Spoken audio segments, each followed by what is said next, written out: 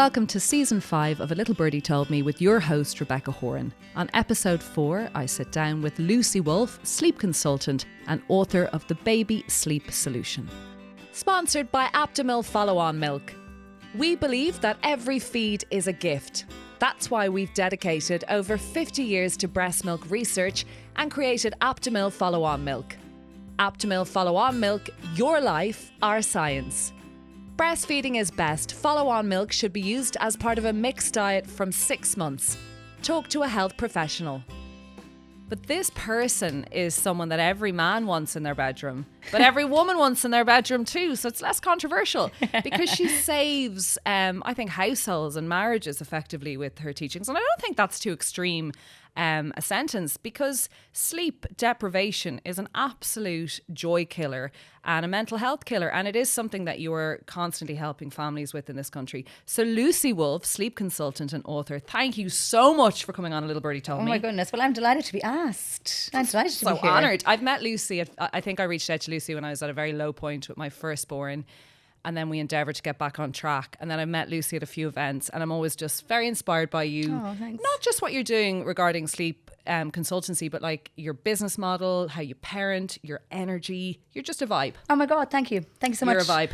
So I'm barely hanging in there, girl. Yeah, but well, we're all just barely hanging in there, but you are a vibe and you keep the ship going. Yeah.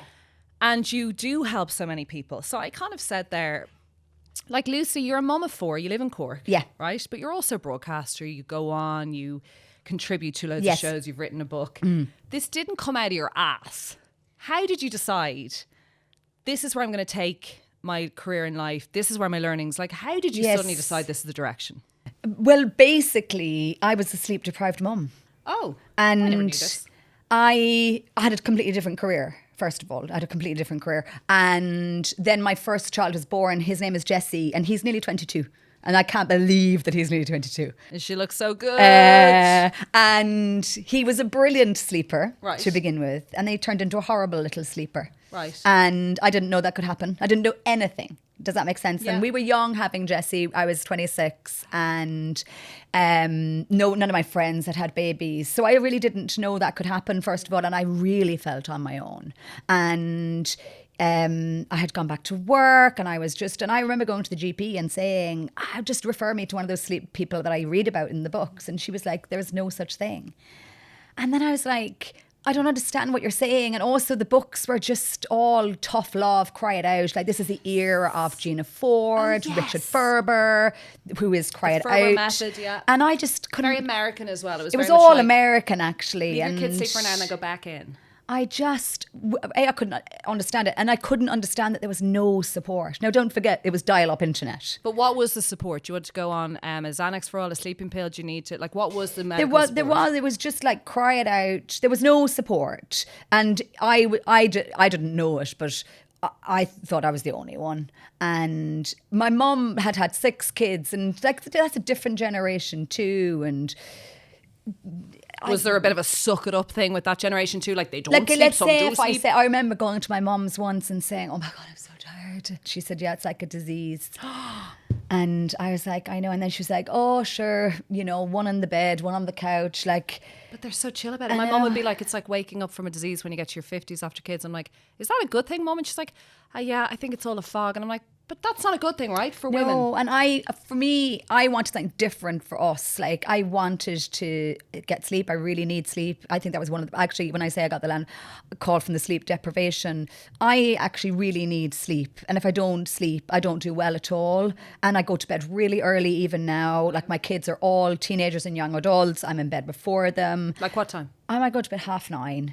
I might even be in bed at 9 some nights, but You won't fall 9:30, asleep 10 till o'clock. 10:30. Like, I'll be asleep by 10:05. Like, I read a little bit every night before I go to sleep. Is this for your mental health, your physical health, or just like what is this No, for? like, I needed to feel myself to feel like I can function. And when I don't get sleep, I don't function very well. And I am also like a morning person, so I do very well, get up early in the morning, do very well, don't ask me to do anything for you in the evening.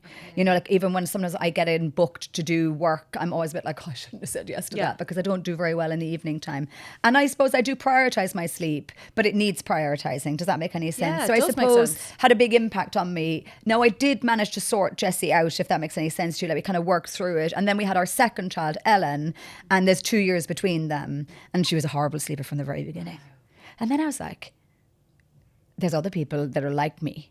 You know, I'd now made mum friends. I do have a nephew who's older than Jessie. I have two, in fact, but they weren't living in the country. And then everyone had babies, and everywhere I was going, like nobody's babies were sleeping. So I was like, this That's all you couldn't talk about. be. Like, how could this be that there's no support? So that by the time I had my third, and she's 17, I began to train. 17 years ago, holy cow. Yeah, because then In the midst of raising 3 littlies, you didn't know a fourth was on the way or whatever, you decide something. I'll go and do What were you doing before that, Lucy? I was an auctioneer. No I was involved in way. property. I could see that for you. I had my own business. What? Yeah. And Selling houses down in Cork. yeah, residential agent. Stop it. Yeah, and charter surveyor. Loved it. But also got to the stage as soon as I had children where I didn't know, do I love this? Okay. And then I also got to a stage where I thought, I've got more to give. I've got more Something to in me. give. I've got more to give. And then I went through loads of different, like, what could I do? And I also wanted to be at home with my kids, and I didn't want, like, there was all these, it's an identity shift, isn't it? Isn't And it? I'd gone from being I was in a male dominated industry. We were the first graduates, you know, to come out of an education program with degrees. There was a few of us. We were tiger women. We were putting a mark on things. Yes. And I didn't lose my mojo, but I didn't like the business model. No, Now, I I know. worked for myself, and I didn't like the business model in that you only got paid if the whole deal went through. yeah, it's exhausting. But I would do so much hard work. Like, I was really good, and I know that sounds a bit weird, but I was really good at what I did. I really knew my stuff. I could do it all. Does that make any sense? As in, I was a great agent. I was a great salesperson. I liked meeting people. But it's funny because you meet people on the way. And I do remember meeting a guy on the way, and afterwards he said, you know, if you didn't do this, you'd be great in counselling. Wow. Because I guess, you know, you might meet a lot of people and it's a probate sale, so they've lost a parent. So there was lots of little But you were markers on good the way. with people. I love people. And you were a I good love chatting. I communicator. love relationships. Right. And that was the thing. So I do Well, selling remember. houses, you have to build and trust. Yeah, have and a you see, nothing is lost, is it? Because all points lead to what you end up, like for me, what I ended up doing, because I would be in houses and they'd have a baby and then we'd start chatting. And then, of course, as soon as you have a baby, you know, you chat to people about what you're living. And, you know, I was meeting moms. And I do remember also being in a house and the woman, you know, she had a baby and he wasn't sleeping. And she said she'd been on to someone and they were going to help her get the baby to sleep. And I was like, people can do that. And then I was like, so there's a Like couple of wet nurse, then, night nurse? yeah, she must have been a night nurse. And then my brother had a baby. Now this is going on now, and I was into sleep because I hadn't had sleep, Yeah. and then And it was it gets obsessive. and then you see, I remember my sister said, we being somewhere, my sister said, oh, talk to my sister Lucy, she's really good at sleep. And there was kind of moments, you know, you don't know they're happening at the time. So then I began to look for qualifications. Go on. And I How went. on earth do you go about doing Well, it's that? hard, isn't it? Like, Yeah. you know, I did a few different residential courses in the UK. I also then, like, I carried And on. what do they... It was very different. Is it like holistic or is it baby? No. Like what is the... They were all really different. Probably the best course that I did was in the States, and that was Kim West.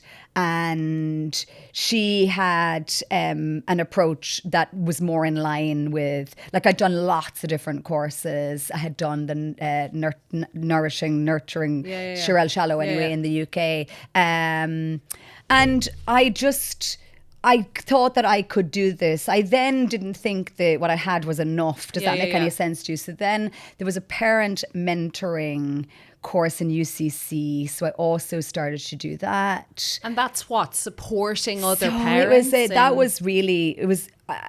was you know, a psychodynamic, therapeutic, mentoring. And it kind of then was, now I had started practicing whilst I had begun, like, so, you know, I was doing these, I had done a few of the courses that were there, postgraduate in via the University of Reading. I did different courses on postpartum depression, because I was really interested in it. But don't forget, I was also at the cold face of young parenting. And then by the time Harry was born, so he's going to be 14 this year, I had begun to practice. And I simultaneously then, I say simultaneously, it's all a bit of a blur because it's busy. I began to do paramentoring in UCC. And actually that was a HDIPA level 8. And then I went on into the masters. But you have, this is not, I'm good with babies. I can put a baby to sleep by holding it in such a way, and I'm going to play a bit of Chopin. You have trained with the best. You have listened, you've learned, you've practiced what you preach. Yes. But, and this is a controversial, loaded, but not really question that everyone's going to want to know, because women mainly are obsessed with you in this country, and we talk about you in circles like, she faked this, she helped this, thank God she did this, she did this. And then I just did 1 week of her. I know my sister-in-law, I know Vogue Williams talks about you on Instagram, all these influencers. Were you practicing what you preached at home, and did it work for you, or is it different when you're in it? No, I think that is it easier to help John down the road than actually do I this do within remember your house? that Harry was really, I don't know, was Harry about 6 or 8 months old, and I remember we were struggling, and I remember saying to my husband, how am I going to be helping other people if I can't help myself? But we did have good systems in place in terms of sleep, and I suppose this sounds awful to my children, but I did learn on the job. Does that make any sense? And then I also got to the stage where I would never ask a parent to do something that I wouldn't do. Does that make any sense? Okay, go on. What do you mean by that? Like, you know, I often joke that I don't want to do a bath every night. And then parents like say, oh my God. And I'm like, I'm a big fan of hygiene, don't get me wrong. But I also don't want to come from work and bath 3 small children. So it's this whole bath time routine, get them calm, get them to, then you can't I am always realistic do that. about, you know, what a parent can do. But what I think was the best is that from really early on, parents put their trust in me. Wow. And I learned loads with each parent I worked with. And so you can do all the theory in the world, but until you are at the cold face and you're trying to figure things out. And I suppose I just was really good at figuring things out and getting a sense for the different dynamic, the family dynamic, the relationship between the parents, how I fit into that relationship while we work together, I've mentioned the word relationship now, but that actually, my master's is in the psychotherapy of relationship mentoring. And often people think, oh, that is about, you know, a couple. No. But actually that is about the relation, you're in your own relating, and then your relationships, you know, with all aspects of the world. And I think of sleep as being a relationship with all of the aspects. But can lack of sleep within the home ruin a marriage? Well, I mean, I have heard absolutely that I have saved marriages. But like baby, we love each other. We have a baby. It's going to be great. And it's funky and different, and you don't know what needs your baby might need, and it's hard. But you have no sleep, and you think you get on and you communicate well and you've got lots in common, and all of that goes to shit because you're exhausted. I think it's one of the things that we don't talk about enough as what. So I'll frame this differently. When I finished working with somebody, normally it isn't that the sleep is so great. Normally is that they feel like they are themselves and that they have a lot of instances, you know, we're able to connect again with, you know, myself. We have time in the evenings. And they feel they're winning again. It's not just about the baby and that sleeping. they're in control of the situation. Yes. And I suppose let's just think about it, because we often break this down, don't we, as saying, oh, we need them to sleep through the night. But that often isn't what people come to me to sort out. They come to sort out, their expectations are often quite low. Okay. They maybe just want bedtime to look a little bit better. Okay. Now, of course, I do, of course, have the situations where we're aiming towards, you know, developmentally appropriate sleep where they can sleep through the night. But sometimes it's just, this is a shit show. Yeah, this like, you know, we would like to be able to sit and watch Netflix and not do 20 dummy runs. And like, you know, often, you know, sleep gets a bad rap, doesn't it? Like, and when you get that back, sorry to say, you don't realise how much you missed your mental health break, your partner break, your own time, your gym. I remember just getting those hours back in the evening going, oh, my life isn't so terrible, because you think, all I do is bedtime. I go upstairs and then I go to my own bed and there's no, you need that And you time. see, I often joke with parents, look, I'm going to give you a list for Netflix by the time we're finished here, things that you've missed and you're going to want to watch. But also, you don't have to go to the gym. You could just sling on the couch and eat a bar of chocolate. Like whatever you want to do, let's move towards that. And I often think that's missed in terms of, yes, it's great to get good sleep. You hear, I personally love sleep, so I need to get good sleep. But actually, I often also say, I don't think myself and Alan could have parented the way we parented unless we actually got good rest and it felt like we were a team, we were working together. Now everyone has that and I totally appreciate that. But again, it's about figuring out what's right for your little family. And if you're doing culture. it on your own as well, it's this a different is the thing, vibe. you see. But I guess I do think that it is, great to get good sleep, but it's being able to be the parent you want to be, whatever that looks like, and that you're operating optimally. You talked about taking control of the situation, which I think is something that's so vital to this conversation. We've lost control because effectively we have, right? The baba has now, or the child has taken control of that evening shift, that bedtime. It is in disarray. We are unsure. We are actually scared of bedtime. We're sad and we feel sick and we dread. I have friends who go, I fucking And you dread see, it. that's another thing But that, is there an issue with this generation of parents, and I'm a little bit under you, where we have lost control? And you can be totally honest about this, Lucy. Are we a little bit snowflakey about like, well, I just want my baby to be really happy and love me and be my friend and everything to be, and my child to just, I don't want to be giving out. And do we need to take some control back in our households? Well, you see, I use that word control, and even as it came out of my mouth, I was like, "Oh, that's not a great word to use." But I don't mean it in a kind of like dominating. I know, and I suppose I often think like sleep gets bound up in rigidity and rules, and it doesn't have to be like that. Ultimately, it is trying to figure out what kind of parent do you want to be. Does that make any sense to you? And you actually don't know but that. I think running yet. your own household is really important. Yeah, and I guess that.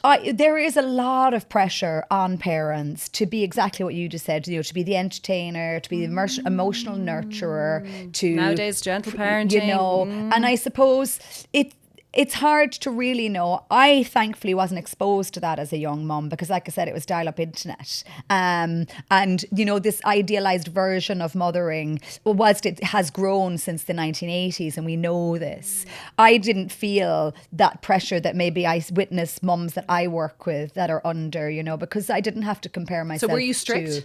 Was I strict? I probably, I wouldn't say I was strict. Yeah. I love that. Yeah, and I was love that strict. you've said that. But let me tell you something interesting. Why is that not okay though? Why is there such a, we're all so fucked up from the 80s and 90s, our parents were too strict, obviously smacking, there was all these things and we're all going against that, right?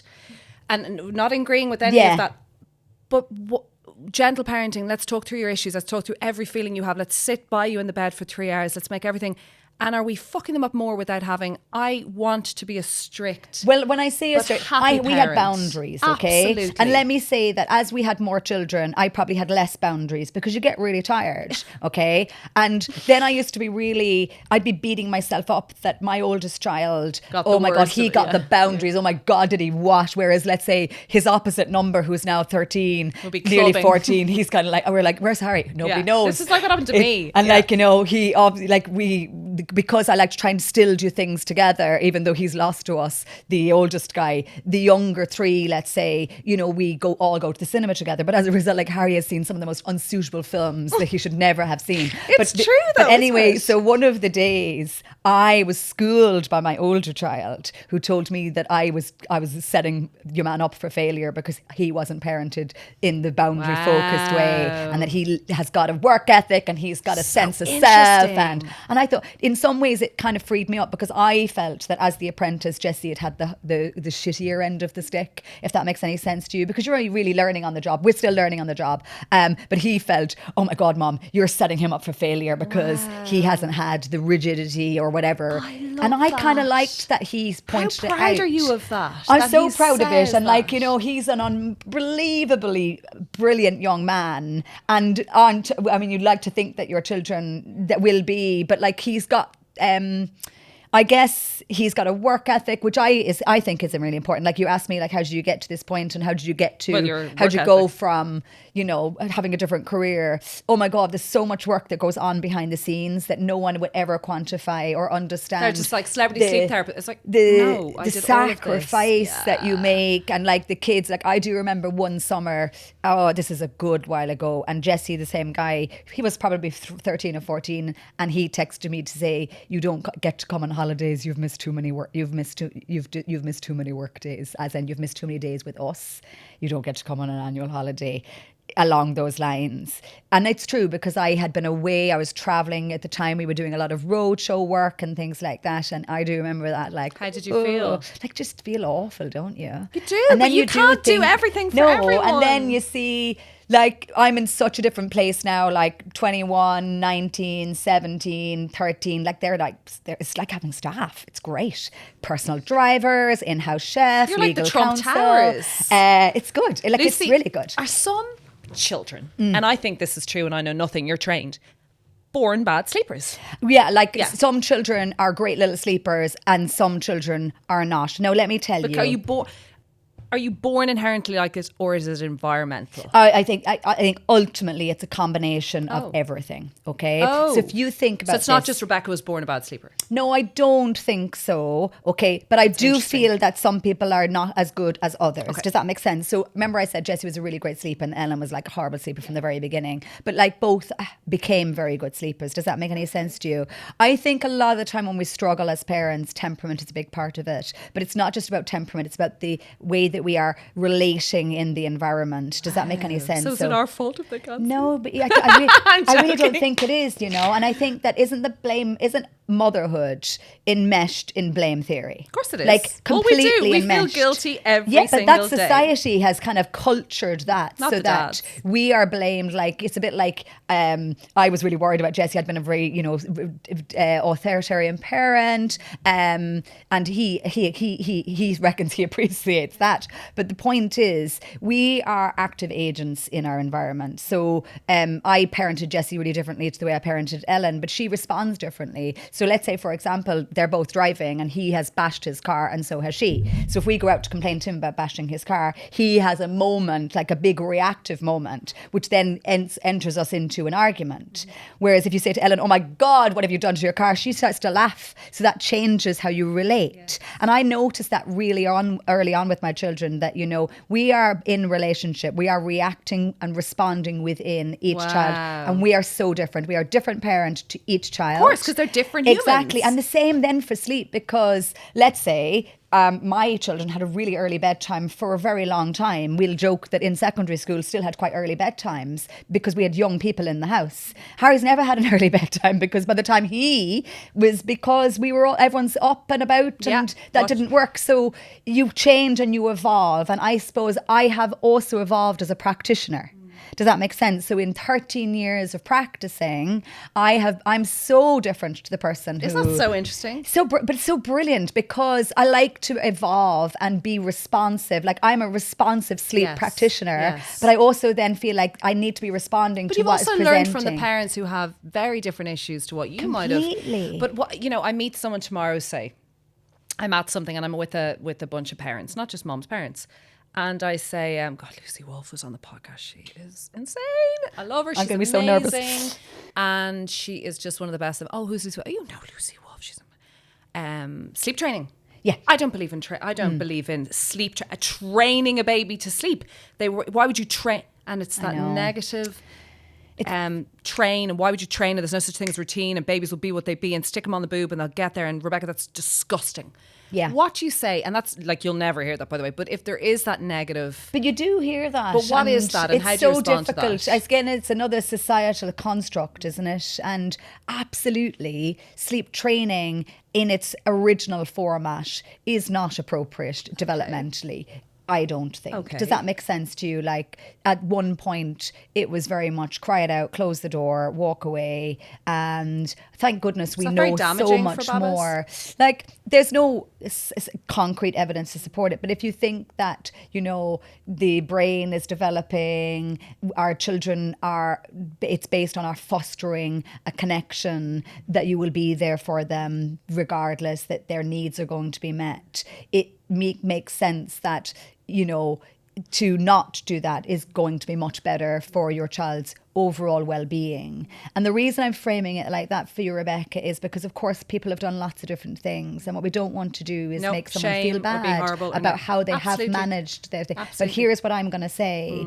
I want parents to understand, first of all, it's sleep learning or teaching, okay? We are helping them to develop a sleep ability. Or a pattern. At a rate and a pace that is developmentally and emotionally appropriate. And for me, it should never feel cruel or that you're doing something wrong. If it is, you're not doing it right, and we're not going to do that. We're going to put that down and we're going to try and do something else. Does that make any sense to you? So one thing I think for me that has gotten so it's a bit lost, archaic. So like sleep training is archaic. It's this language. And I also again think that sometimes it's another way to minimize a person's experience. If you came to me and said, "Oh my God, I am nearly dead from sleep," and if I start saying, "Well, you don't want to sleep train," that's going to ruin your child. They're going to be a criminal, if you don't. But what about if we said, look, what could we do that would feel right, that could change how you're experiencing it? Would that meet you where you're at? Would that let you feel seen and heard in the problem that you're experiencing? And, it doesn't have to be either or. Does that make sense to you? And we are in a relationship. And what I mean by that is if there is upset around sleep learning, and there often is, okay? And my response to that will always be to stay and support and accompany the child as they are making those changes. Love it. But let's say you haven't done that necessarily and they have learned in a slightly different way. 1 bedtime, 2 bedtimes, 5 bedtimes that haven't gone great. Your whole relationship isn't based on that. Your relationship is all the hundreds and thousands of interactions, within loving exchanges within the emotional culture that you are creating. Okay. Does that make sense to you? It does make sense. And I do think with Gia, my first child, and I don't think I'd been told about you, and then my friends were all raving about you, and it was probably not too late, because it's never too late to get things on track, and she's a fabulous sleeper now. But when we were in the hell show that we were in, and it was dark days, because I remember when she was born, due date, we were super lucky that the breastfeeding was on par. We didn't have any major struggles. Yeah. She was there, she was born healthy, she was here. We were very, very lucky with everything, thank God. And things kicked off, and they kicked off at a rate of knots where we just, in the bed, wouldn't work, out of the bed, back in our own cot, screaming, round with each other, trying to get... I know. And it was incessantly hellish, and we still talk about it, and kind of there's a shudder, and also there's a bit of a fog where we forget some of it, and then someone will start talking about their baby, and I'm like, I actually can't talk about it, because it led to very horrible rows we'd never had previously, very bad days in work where we couldn't function, bad holidays, but everything. Then you go on a holiday and it would ruin the system that you maybe had or you thought you had, and then you'd regret doing the and it went on for years till she was about 3 or 4, and then there was other things. But I wish that was I arrogant? No, I think I just thought I'd figure it out. And then I did reach out to a few people late. And I really wish I'd had someone like you in my life, because I think actually a lot of things that are still problematic now would have been resolved. Yes, and so all of those things that you've just said. It's worth the time. It's worth like the way I sometimes look at it, because for me, I have a couple of different services or resources, and so I've got 2 books. So, and the reason I wrote the 2 books, specifically the first one, is I couldn't see the amount of people who wanted to see me. What's the first one called again? The Baby Sleep Solution. Yeah, and everybody has it in their. Most people have it in their house, and it is like something you actually reach for when you've kind of come back from a trip, or there's been a Christmas at your parents' house and you need to get back. It is such an unbelievable book. I liked that book because it gave a room for on the shelf of books for sale to allow people to let's tune in to your instincts within a framework. No, it's a Bible. Does that make sense? Yeah. Well, thanks, Rebecca. I appreciate that. Well, if you couldn't get also, and you couldn't maybe afford, like by the way, she's very affordable, but if you couldn't get onto your course, so you didn't have time, it is brilliant. And that's really why I created it. But also I think what is lost in those direct resources is that someone said recently, your book hasn't worked for me. Does that mean my child's not a great sleeper? No, normally what it means when the other resources don't work, whether that's my book or someone else's, my online course or someone else's, it means you need specific, or would benefit from, is really how I should frame that, one-to-one, so like forensic work Right. within your sleep profile, because it isn't a one size all, even though obviously my book is a certain approach. When I do one-to-one work, it is so different because I am in front of you. I get to know you. I get to know your child. We understand within that what needs to adjust and change. And you see if someone's an anxious parent or if they're an overly, you see Yeah, all so of you know, that. even you mentioned there that you used to dread the bedtime. Oh my God. Can you imagine that energy?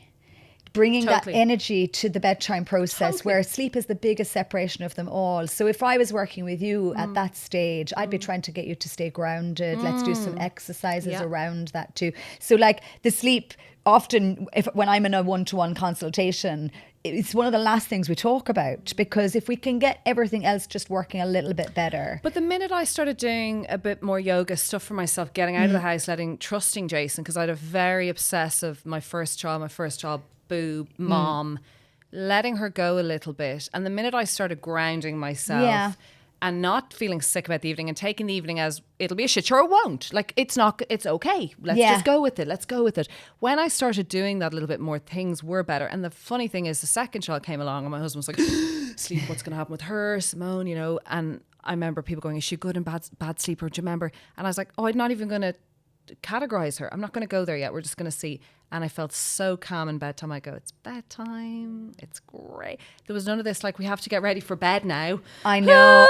And you see, there's an energy shift, and I suppose like it's how we anything. approach it. And you know, sometimes It's like meeting a friend you don't really want to meet and you bring that energy you to the do. thing. And then you see, the thing is, with one-to-one work specifically, like intellectually, most parents know what maybe needs to be adjusted to and changed, but they have huge fear around it because they've tried things that didn't work. They don't feel that they can do it without second guessing themselves, because you know, within all of the demands of mothering and parenting, we are losing our inner, you know, trusting Yes. and wisdom, and there's a lot of noise. I contribute to that noise, so I'm not saying that, but the point is, it's about trying to help parents reconnect on all of the levels. And then kind of into that mix, there are certain things that I absolutely do that improve sleep. Okay, go on. Okay, we got her. We're never going to get her again. She's 12 grand a session. She's Oh not. my God, She's I'm brilliant. so not. But like, And also- we've got her. What are Yeah. the no-brainers? Like, what are the things that when you sit down with the parents, you're like, well, like, seriously? What No, are but your you see, five? Come I'm- on, Lucy. You have some generics. I know you Well, do. I do. Oh, I absolutely Go do. on. And I guess I'll always start with wake time, because the morning determines the rest of the day. Go on. And I think that can get lost. How do we start the day? Now, let's just go here for a second. Sleep is everything, as in it is behavioral, it's environmental, it's emotional, it's nutritional. Giving them It Smarties at is, bedtime you ain't know, gonna- it's so many different things. And ultimately, I often say it's everything your child thinks, feels, sees, does, eats, drinks. Same as us. Yes, right. But it's also everything you think and feel, see and do, and if you're breastfeeding, eat and drink, right? So that's a lot of force factors. And then there's some, like, sleep's got certain mechanisms. Does that make any sense to you? So I just try to pull it all together. I focus a lot on the circadian rhythm. Okay. Love it. And again, So you if know, your baby's waking at 5, you're fucked. no, you're not. You see, But you're are you never not? though. No, you're not, because you see, I have a friend whose baby's waking at 4:30 and the day is ruined and then the yes, nighttime's but you ruined. and see, she's first of all, the 5 a.m. waking is a symptom. That's how you have to sucks. think of it. It's a symptom. Something else needs to change to unlock the 5 a.m. Go okay? on. So, but everyone's focused at 5 a.m. First of all, I'll always treat anything before 6 as nighttime. Always. See, this is what I have said. I don't think that's normal. Like, that is still nighttime, right? Well, 6 a.m. onwards would be considered a typical wake time for But a not bit five, young baby. but No, not 5's the five. middle of the night. So I would still treat it as nighttime. So I would introduce my stay and support there if baby is older than 6 months. But that isn't the answer. The real answer is unlocking all the other bits that Throughout go the along day. it. So what contributes mostly to early rising since you've raised it? Well, sometimes being overtired going to bed, which I know sounds a little bit strange, but ultimately overtiredness is a stress response. Do you know what happens in a stress response? Cortisol and adrenaline flood the system. Okay, that cortisol and adrenaline from a sleep point of view has two little jobs. It can make it hard to get to sleep, which leads to sleep resistance. We've all been there, but it also contributes to not being able to maintain sleep. And stay in it. Yeah. Okay. So that's why I focus a lot on being overtired. And I talked about it a lot. And I feel like sometimes I've made parents more anxious about overtiredness. But here's the thing. Have to make an assumption that if your child isn't sleeping great, they're overtired. Does that make sense to you? Yes, like it's a derivative of the issue. Yes, it does. So your friend, the day is ruined, 5 a.m. What we need to try and do is work our way out of the cycle. Does that make sense? So again, I do a few things. I'd always keep it dark until 6. Okay. Because I don't want to shift the body clock any more than it's already So that room been. needs to be nice. So I need and make dark. make sure that it's dark. Just in reference to starting the day, I don't actually start the day much later than 7:30 a.m. And what I find is that we can't be choosy around it. So there's no jazz hands before 7:30. There's so no between chatting 6, no later than 7:30 a.m. So after 6, I would get up and start the day, but not earlier than that, and then not later than 7:30 a.m. yeah. So what I'm doing, I'm anchoring the day. But here's another thing, and this is a question I always ask. I always say, what time did you get up at? And they'd say, I got up at whatever 6:15. What did you do then? We brought them into bed and we had a bottle then.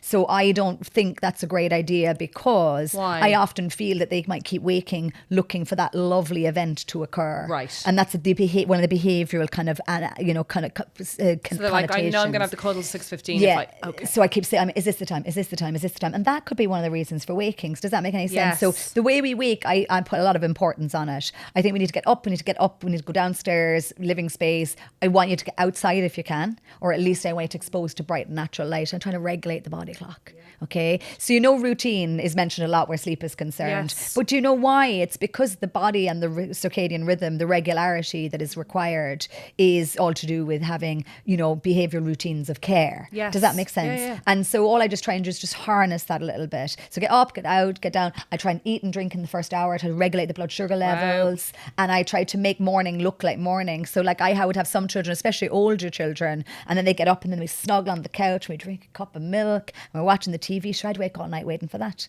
Because that's connection. Does that make sense? Of course, I get you. So There then I has to try be and some slight- move up to let's get the bowls, let's get the breakfast cereal, let's move, let's get out and let's regulate it. Like I'm obviously going to say I'm an advocate of sleep language, like reading the cues. But here's what I'm also going to say to you. What do you mean reading the cues? So like a lot of emphasis put on, is your baby hungry? What do they need? And hunger, feeding is so much the priority, isn't it, when we're having our babies in terms of, let's say, antenatal. And then obviously postnatal is about, don't let them starve. And obviously I don't really think any children are demographic of going hungry, right? Nope. But essentially I would say if sleep goes well, everything can kind of go well because it's a regulator of appetite, mood, Totally. behavior, concentration. That's just you, right? Totally. Never mind. So let's look at the brief eye rubs, the brief yawns, the moments of quiet, and let's try to avoid the more intense symptoms like arching the back, whingy, fussy, Hissiness, moaning. yeah. But one of the problems I have with sleep cues is that if your child isn't sleeping very well, the cues can be all over the place. Of course. And so me telling you to read a sleep cue might make you go, I can't. Well, of course she's cranky at 2 p.m. She's not Yeah, napping or like, anymore. looking like they want to go to sleep like 10 minutes after they woke up and things like that. So sometimes the cue-based guidance sets you off on the wrong path as well. So again, it's about maybe having a hybrid approach of, yes, I love to tune in. Can I see any early cues? But also a wake window can be a very good way of understanding when a child needs to go to sleep. Yes. So the wake window, for all intents and purposes, is literally just harnessing the amount of sleep pressure that a child needs before they need to go to sleep again, before they become overtired. How many months in can you start reading sleep cues? Because I remembered about 6 months with Simone going, this kiddo's moving to her own little room with her cot. This kiddo, we're not going to do what we did last time. We're going to start having a bit of an nap routine. Nothing stringent, like nothing set in. Like we can't go to Dundrum it. But I was going to start allowing her to have these 30 minutes and not maybe hold her in that space and putting her down. And because of my efforts, which were a pain in the hole because I kind of couldn't do as much as I wanted for a few months, she did then have a nap routine. She did start going to bed at 7 p.m. Her sister would go to bed at 7:30. And she would, like this, by the way, is a unicorn. But because I came from having a child who didn't sleep, she would then sleep till 7 a.m. And we used to go, the fuck, is she dead? You go down, you go down. Because she was so happy to sleep. And like it's she is a sliding doors, isn't it? We sleeper. don't know. If you had gone to Dundrum, right? Sorry, but I know that I was strict about it. Get out. I want to get her back for that 11 o'clock. Or I know that this is going to, and I knew with bedtime, no, you're right. You can't always have a feckin' bath with the best luxury items in it. And I'm going to massage every part of her body and read her 3 books. It doesn't always happen, Lucy. No. But I did have a very I know we got to start wrapping stuff up now. I know she has to eat her food by now, and I know I want to get her into that bed. I did know that this was Bible for me, because I wanted my life back. Okay, yeah. And so she is now a pain in the hole sleeper, as in I have to go in and wake her up. Sorry, that's on her. When mums used to say that to me, I would actively hate them. I know. Oh, we have to go in and wake the kids up. And like I suppose what even are you parents talking about? Who have worked really hard on their sleep, sometimes they don't even get that. Does that make sense? So, I'd have your I would say that Simone probably was inherently probably a really good sleeper, and then the work that you guys did kind of helped really her. promoted and elevated it for her, and as a result, you've ended up with 2 reliable sleepers, and you're confident and you feel empowered in your sleep. But I and also that's know all half it's a given in our house. We can go. I can go and do my thing, and if my husband wants to go out and drink an all night, or I want to go try. But one person or one parent in that home, this is the routine for our sleep in our house. We are extremely strict about it. There's no deviation. No, you can't go to the neighbours at 7 because you're asleep. Yeah. We are so anal about sleep. When you asked me, was I strict? I guess that's what I was a bit like, And ultimately, I needed them to go to bed because I needed them to switch off. 100%. And we talk about it and people laugh. I'm like, no, we can't go for dinner, but we'll get a baby. But they need to be asleep before we go to that dinner. Because I'm sorry, there's no piss taken here. Yeah. So I suppose does it take a really challenging situation for that level of priority? Maybe it does. And then of course, like I speak to loads of people and I'm always interested, what's your motivating factor? And it could be, oh my God, I saw my best friend nearly die from sleep deprivation, or I've got a sister whose children still don't sleep and now they're 13 or 14. So I suppose everybody's got to have a why. So once I have a motivating factor, then we can help improve the sleep. You asked, when can you start reading cues? Yes. I embed that really early on. So 6 weeks plus. Like start to look. Wow. They're in communication with you all of the time. But here's another thing that I would tell you. 6 weeks plus? Yeah, but also don't forget you're in communication from the moment. You're in communication in utero, okay? And then from Earth side, we are in communication. But here's the other thing. When sleep's not going very well, I also believe that your child in communication with you, saying to you, this doesn't work for me either. Let's change. Let's change what we're doing here, sweetheart. Get a new husband. I'm going to paint you into a corner so badly that you're going to want to change what we're doing. That's really interesting. I think about that's that. Really interesting. Because it's if it was working, we wouldn't be, we wouldn't have the problem. It would be working for everybody. And when they do, because everyone wants to sleep, like everybody does want their sleep. No one's really scared. But but when it does work, like for Gia now, it is about supporting that by we do made up stories as opposed to books, because she much prefers the imaginative. And you see, this is the other thing is I'm such a proponent in growing things, like changing the landscape, making what works for her. Yes, and obviously age wise, I love when they get older where we start, we want to do this, do you want to do that? We'll do this, or do you want to wear this? That you start to harness their autonomy, their sense of wanting to be in control. Yes. I mean, I do like book sharing, but I actually feel like it's a bit passive. Yes. And I like bedtimes to be interactive. So I've recently embedded in my practice what I call a floor-based bedtime routine. And the reason for that is we do it all on the floor. So I do it on the floor from really early on because I don't want to be sitting in a rocking chair inducing sleep. Yeah, I know. Right? And because often, and I've seen this so many times in my own practice, that I feel like I've done everything and it's still not working. Why is it not working? Because we're sat slung in a chair and the brain is being lulled into a sleepy state. The brain looks like it's still awake. The child goes into the cot, eyes wide open. They go to sleep easily, but they cannot maintain their sleep. So I call that a vulnerability, okay? So don't forget, there's nothing's wrong. As in, we're not doing anything wrong, but it might be a vulnerability for your child. So I try and clean up what's a potential vulnerability. Wow. So like a floor-based bedtime routine, just do everything on the floor. Yeah, we do. But what I like is that let's make eye contact. Let's go face to face. I'm not the one owning this. If you're, let's say, reading a story, you're side by side, aren't you? So now we're not connecting. So I try and make sure that connection is a real high point. And let's say for your Simone, I'd be now let's do Spot the Difference from a magazine. Let's do... Oh, but Lucy, she's a devil for the nipple. Yeah, but so she sucking on it now or just twiddling on it? She's now 2.5, but so she was breastfed till she was 2. Not planned, not some organic. But I was just great. Stuck, fine. So she's now 2.5 or whatever, and now there's just like nipple twiddling, like you're in as part of your bedtime a disco routine in Wesley or something. It's absolutely horrendous. No, sorry, not as part of. She has inflicted this on me. Any mom watching this going, God, Rebecca's very harsh. I absolutely abhor it. Like I text my husband going, I hate this. But it calms her. So it's one of her self-regulatory features, right? And she goes, Mama, but then I can feel her stepping away from that, and that's great. But like, there are things, and then my other daughter wants you to lie and look into her eyes and tell her a funny story just for a few minutes, and then she passes out.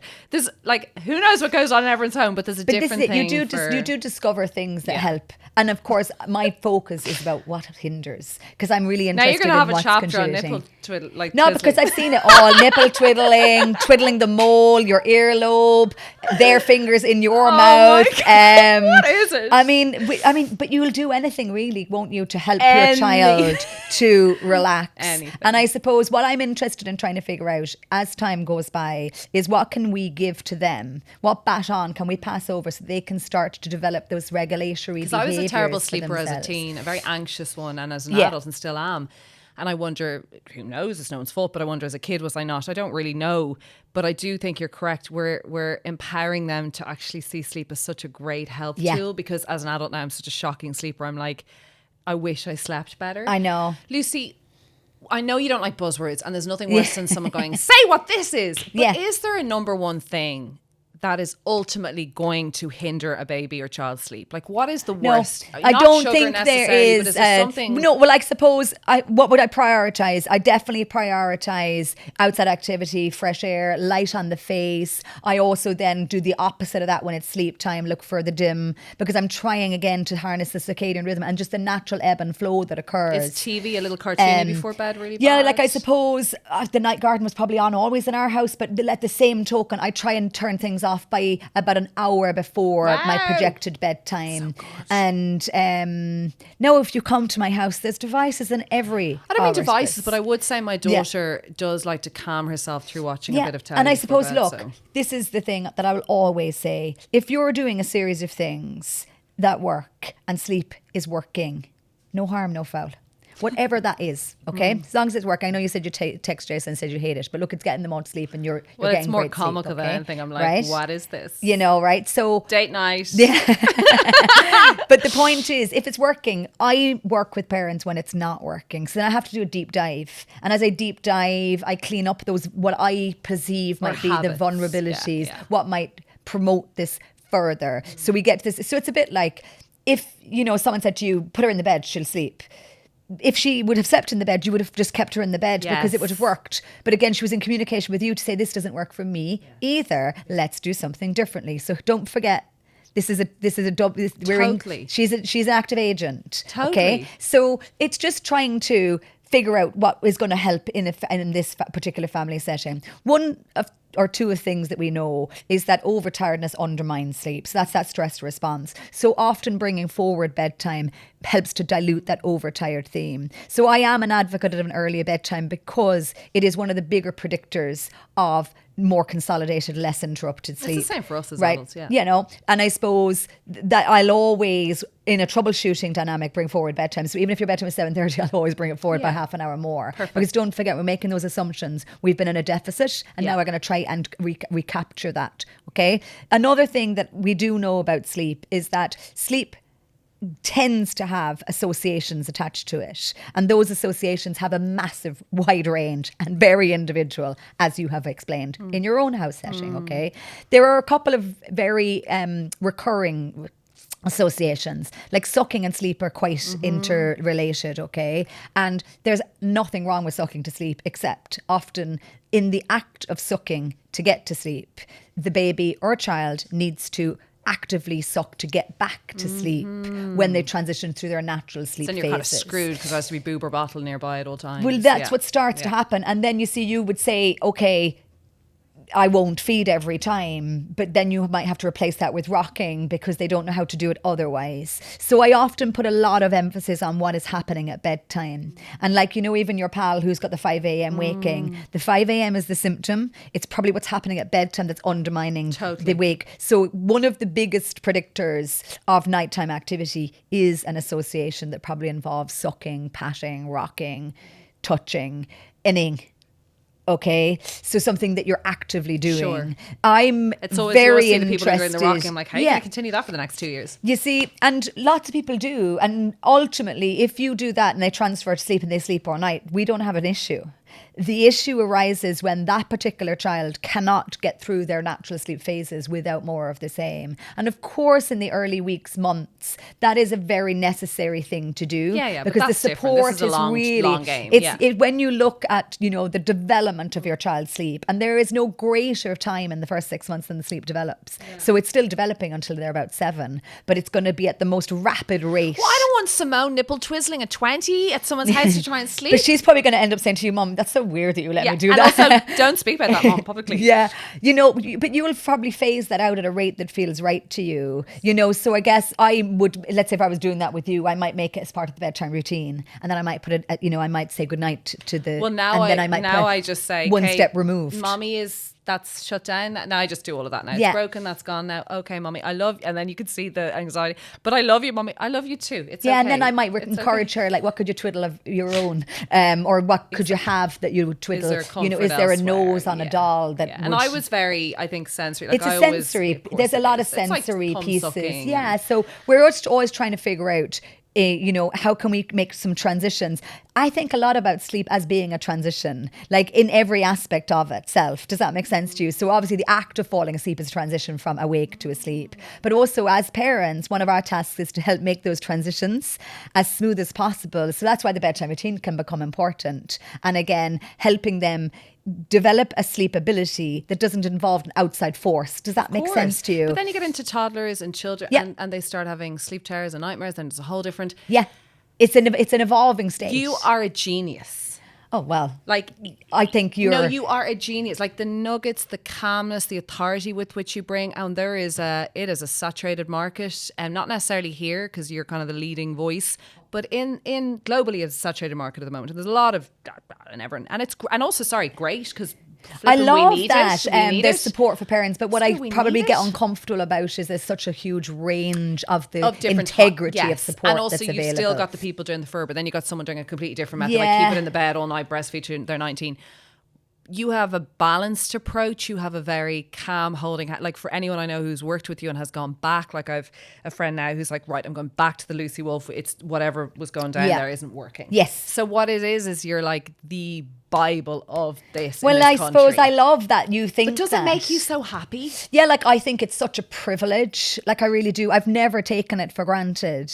It would seem to kind of become, an industry leader, if that makes any sense. Like I love that for myself, but I also feel that if I hadn't been able to be trusted by people, and that's why I said to you at my early career, like it really stood to me because I was able to, I could wrap up a meeting, I could help them understand things, I could pitch to work with corporations because I had a very good business background to begin with, and then all roads lead to me now being able to support parents in this sort of psychodynamic way, as well as having all the sleep piece. And also to be fluid with it. And yes, it's unreal, like, to be anywhere, but, I would go to places and people would come up to me in Tesco's and thank me for my book or for, and I love that. And even I was at a concert the other night and someone came over to me and said, I bet you hate people coming over. And I said, I absolutely love people coming over. But you're making... Like we all do things in our day to day. You make people happy. You're changing. Well, it does make a families' difference. lives. It does make a difference. But it does make it does make. Lucy, you're changing families. Like people talk about you at home. Like thank God, because there is nothing worse than a baby going every half an hour. I know, every hour. but I'm just another mum ultimately, and I do mean that. Like like when I've done like what I do with my parents. Once I'm done my calls, I'm back into my pajamas. I'm really simple life. Like I love the life that we have created with our children. And like I said to you earlier before we started recording, like as the kids are old, like. By the way, the teenage years are amazing. Aww. The children are brilliant. And I think that we forget that. Like we're just like, the teenage years. When actually they're so incredible. Of course there are things. We've got a frat house. Look, my kids were trying to encourage me to have a frat baby. like, right? But my point could. is that I would not. I would not either. But the point is that you get out what you put in. And so in all of the challenge, and I had the same challenges that everybody did, like how do you figure out how to do 3 school runs and still keep your naps? Like I've lived what parents have, what parents struggle with, do you know, that kind of way. And you've got to get creative and you've got to try and figure things out, and you know, and you can and you will, okay? But the thought that you're going to miss this all so much when it's over, it's not over. It's only evolving. beginning. It's an amazing chapter. Sure, like only, what was it the other day I saw? The 18, you only get 18 Oh, summers forget of them as that, you kids. don't. But what's great is you also get them as Yeah. into their 30s. I'm 40, I reckon my parents said. Yeah. Lucy, collectively from the listeners, Aw. from me, we love you. You hear us, you've heard us, you are helping us. And all I get is from people going, can you have that feckin' woman on? Oh my goodness. And well, we didn't get everything out of you because that's not good for business. Like you know, you've got an incredible client base. You're going to keep doing that. You got your books. But what it's doing now is giving them a little bit more hope, because there is feckin' hope. And it's bloody there's hard, no but you'll such get thing as there. a lost cause. Like, and I suppose sometimes we've got to change our expectations a little bit, okay? But there is never, I always say this, even if nothing's worked to date, my stuff included, there's still going to be an avenue and a little bit of room for manoeuvre. Absolutely, I totally believe it. I see it every day. Thank you for coming on the podcast. Oh, thanks for having me. Thank you so much. Sponsored by Aptamil Follow-On Milk. We believe that every feed is a gift. That's why we've dedicated over 50 years to breast milk research and created Aptamil Follow-On Milk. Aptamil Follow-On Milk, your life, our science. Breastfeeding is best. Follow-on milk should be used as part of a mixed diet from 6 months. Talk to a health professional. I hope you enjoyed this episode of A Little Birdie Told Me. And if you did, it would mean a lot to me if you could like, subscribe, and share this episode.